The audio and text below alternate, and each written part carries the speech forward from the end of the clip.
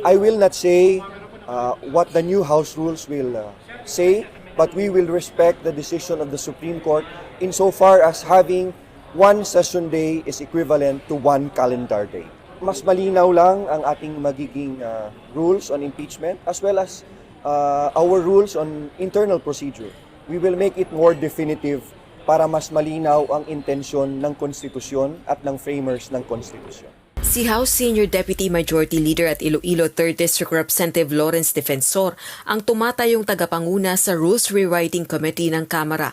Inihayag nitong nagsimula na silang balangkasin ang pagbabago sa panuntunan ng Kamara kaugnay ng impeachment.